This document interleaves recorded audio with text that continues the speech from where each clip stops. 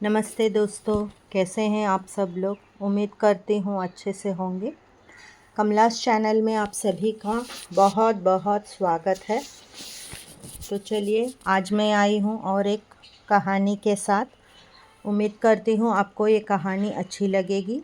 अगर आपको ये कहानी अच्छी लगे तभी आप इसको लाइक, कमेंट, शेयर, सब्सक्राइब ज़रूर करोगे, यह मैं पूरी विश्वास के साथ कह सकती हूँ। तो चलिए, कहानी सुनने के लिए तैयार हो जाइए। तो कहानी का नाम है रिश्ता क्या होता है। तो एक गांव में एक डाकिया चिट्ठियाँ बांटने का काम करता था। एक दिन एक घर के सामने खड़े होकर उसने आवाज़ लगाई, डाकिया आया है, डाकिया आया है। अंदर से एक लड़की की आवाज़ आई, एक मिनट रुको भाई, मैं आ रही हूँ, ज़रा रुकिए। 2 मिनट बीत गए, 5 मिनट बीत गए, दरवाज़ा तो खुलने से रहा। आखिरकार डाकिया तंग होकर जा ही रहा था और ज़ोर से बोला, क्या घर पर कोई है? जाने से पहले उसने यह आवाज़ लगाई, मुझे चिट्ठी पहुँचानी है। तो उस लड़की ने कहा, भाई साहब, दरवाजे के नीचे वाली दरार से चिट्ठी डाल दीजिएगा, मैं बाद में ले लूँगी। ऐसी आवाज़ घर के अंदर से आई। डाकिया ने कहा, मैं ये काम नहीं कर सकता दीदी। यह एक पंजीकृत पत्र है, यानी कि रजिस्टर्ड पोस्ट है। इस पर हस्ताक्षर की ज़रूरत है। 5 मिनट के लिए फिर से सन्नाटा सा छा गया था। अब डाकिया फिर से चिल्लाने ही वाला था कि दरवाज़ा खुल गया। दरवाजे पर लड़की को देखकर डाकिया चौंक गया, अचंभित रह गया। दोनों पैरों से दिव्यांग एक छोटी सी बच्ची दरवाजे पर खड़ी थी। उसे लाठी के सहारे चलना पड़ता था, जिसमें उसे बहुत समय लगता था। यह सब देखकर डाकिया को गुस्सा आ गया। उसने चिट्ठी दी, हस्ताक्षर लिए और चला गया। उसके पत्र को कभी कभार आ जाते थे, लेकिन जब डाकिया दरवाजे के सामने खड़ा होकर बिना गुस्सा हुए उसका इंतज़ार करता था, क्योंकि वो समझ गया था कि वह लड़की अपाहिज थी। दिन ऐसे ही बीतते गए। दिवाली नज़दीक आ रही थी। एक दिन लड़की ने देखा कि आज डाकिया नंगे पैर आया है। उसने कुछ नहीं कहा। हालांकि जब डाकिया चला गया तो दरवाजे के पास मिट्टी में डाकिया के पैरों के निशान दिखाई दे रहे थे। उसने उन पर एक कागज़ रखा और उन्हें नापा। फिर एक छड़ी का सहारा लेकर वह कागज़ गांव के मोची को दे आई और एक सुंदर जोड़ी चप्पलें खरीद ली उसने। रिवाज के मुताबिक डाकिया गांव के दूसरे लोगों से दिवाली की बख्शीश यानी कि दिवाली की मिठाई लेने पहुंच गया और मांगने लगा। कई लोगों ने उसे उपहार भी दिए। ऐसा करते करते वह लड़की के घर के पास पहुंचा। उसके मन में आया, यह लड़की से मैं क्या उपहार मांगूं? ये तो पहले से ही अपाहिज है। हाँ, अभी आ ही गया हूँ तो उसके हालचाल पूछ लेता हूँ। इसके लिए उसने दरवाज़ा खटखटाया।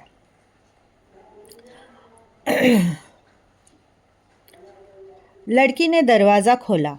उसके हाथ में एक खूबसूरत पैक किया हुआ डब्बा था।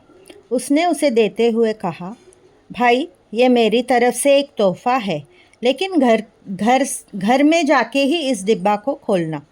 घर पहुंचकर उसने डिब्बा खोला। अंदर खूबसूरत चप्पलें देखकर उसकी आंखों में आंसू आ गए। और वह चप्पलें उसकी ही साइज़ की थी, तो उसे बहुत ही रोना आ गया और अपने आप ही आँखों से आंसू टपकने लगे। अगले दिन डाकिया नई चप्पल पहनकर बॉस के दफ्तर गया और बोला, मुझे फंड से कुछ लोन चाहिए। तो उनके बॉस ने कहा, पहले ही तुम लोन से डूबे हुए हो और कितना लोन लोगे? डाकिये ने कहा, मैं जयपुर फूट खरीदना चाहता हूँ। इसके लिए मुझे पैसों की बहुत ज़रूरत है। सर, लेकिन आपका बेटा तो बहादुर है। जयपुर फूट की किसके लिए है? डाकिया, साहब, जो बात मेरे मजबूत बेटे को समझ नहीं आई, वो एक अपाहिज अजनबी लड़की ने समझ ली है। उसने मेरे नंगे पाँव की तकलीफ़ कम कर दी है। उसके लिए मैं कम से कम एक पैर तो खरीद ही सकता हूँ, चाहे वह कर्ज ही क्यों ना हो। इसलिए तो मुझे कर्ज चाहिए। बॉस समेत सारा स्टाफ अवाक रह गया, यानी आश्चर्यचकित रह गया।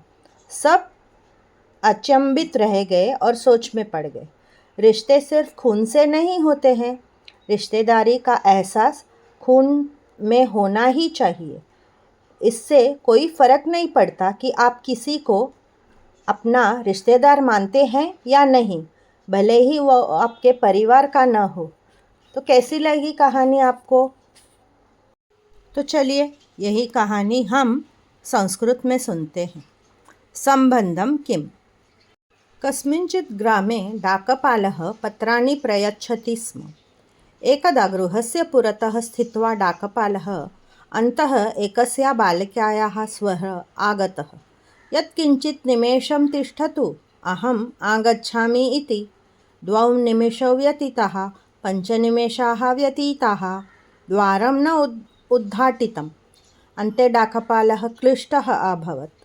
उच्चैः च अवदत्, किं कोऽपि गृहे अस्ति वा नास्ति वा?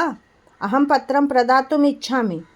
अतः एकस्या बालिकाया स्वरः आगतः, मामा, द्वारस्य अधः स्थितेन दराणेन पत्रं स्खलतु, अहं पश्चात् प्राप्स्यामि। डाकपाल, तत् कार्यं न करिष्यति। पञ्जीकृतं पत्रम् अस्ति। हस्ताक्षरस्य आवश्यकता भविष्यति। पुनः 5 निमेषान् यावत् मौनं कुर्वन्तु। इदानीं डाकपालः पुनः उद्घोषयितुम् उद्यतः आसीत्। तदा द्वारम् उद्घाटितं। द्वारे स्थिता बालिका दृष्ट्वा डाकपालः स्तब्धः अभवत्। द्वारे एकः युवती पादद्वये विकलाङ्गः स्थितः आसीत्। तस्य यष्ट्याः साहाय्येन गन्तव्यम् आसीत्, येन तस्य समयः गृहीतः। एतत् सर्वं दृष्ट्वा डाकपालः क्रुद्धः अभवत्। सः पत्रं दत्त्वा हस्ताक्षरं गृहीत्वा प्रस्थितवान्। तस्याः पत्राणि तदा आगच्छन्ति स्म, परन्तु इदानीं डाकपालः द्वारस्य पुरतः स्थित्वा तां प्रतीक्षमाणः आसीत्, अक्रुद्धः। एवं दिवसाः गतवन्तः। यदा दीपावली समीपं गच्छति स्म, तदा एकस्मिन् दिने बालिका दृष्टवती यत् अद्य डाकपालः नग्नपादः आगतः। सा किमपि न अवदत्, परन्तु डाकपालस्य गमनसमये द्वारस्य समीपे मुक्तिकायां डाकपालस्य पदचिह्नानि दृश्यन्ते स्म। सा तेषु कागदखण्डः स्थापयित्वा तानु परिमितवती। अथ यष्टिम् अवलम्ब्यस्य ग्रामस्य मोचिं प्रति कागदं दत्त्वा सुन्दरं चप्पलयुगलं क्रीतवती स्म। प्रथानुसारं डाकपालः ग्रामे अन्येभ्यः दीवालिपदम् उपहारार्थं याचयितुम् आरब्धवान्। अनेके तस्मै उपहारं दत्तवन्तः। एवं कुर्वन् सः बालिकाया गृहस्य समीपम् आगतः। तस्याः किं दानं याचयिष्यति? दरिद्रः पूर्वमेव विकलाङ्गतायाः पीडितः अस्ति, परन्तु अहम् आगतः इति कारणतः अहं तां गत्वा तां मिलिष्यामि। इति निवेदनं कृत्वा ताम् आगन्तुम् आमन्त्रितवान्। बालिका द्वारम् उद्घाटितवती। तस्याः हस्ते सुन्दरं सङ्गृहीतं पेटिः आसीत्। सा तस्मै दत्त्वा अवदत्, एतत् मम उपहारः, परन्तु गृहं गत्वा पेटिम् उद्घाटयन्तु। गृहं प्राप्ते सः पेटिम् उद्घाटितवान्। अन्तः सुन्दराणि चपलानि दृष्ट्वा तस्य नेत्रेभ्यः अश्रुपातः आरब्धः, ये अपि तस्य परिमाणाः आसन्। परदिने डाकपालः नूतनानि चपलानि धारयन् प्रमुखस्य कार्यालयं गत्वा अवदत्, अहं कोषात् ऋणम् इच्छामि इति। प्रमुखः अवदत्, अहो, भवतः पूर्वमेव ऋणम् अस्ति, इदानीं पुनः किमर्थं? डाकपालः अवदत्, अहं जयपुरपादाः काष्ठपादाः क्रेतुम् इच्छामि, तदर्थं मम आवश्यकता अस्ति। महोदयः, परन्तु भवतः पुत्रः शूरः अस्ति, जयपुरपादः कस्य कृते अस्ति? डाकपालः वदत्, महोदयः, यत् मम बलवान् पुत्रः न अवगतवान्, विकलाङ्गः अपरिचितः बालिका अवगच्छति, तया मम नग्नपाददुःखं न्यूनीकृतं। तस्याः कृते अहं न्यूनातिन्यूनं तस्याः पादं क्रेतुं शक्नोमि, यद्यपि तत् ऋणं भवति। अतः मम ऋणस्य आवश्यकता अस्ति। बास् सहितः सर्वे कर्मचारिणः वाक्यहीनाः आसन्, सर्वे मूर्छिताः आसन्। सम्बन्धाः केवलं रक्तस्य विषये एव न भवन्ति, ज्ञातिभावना रक्ते एव भवितुमर्हति। किञ्चित् स्वबन्धु इति मन्यसे चेत् तस्य महत्त्वं नास्ति। धन्यवादः। पुनर्मिलामः।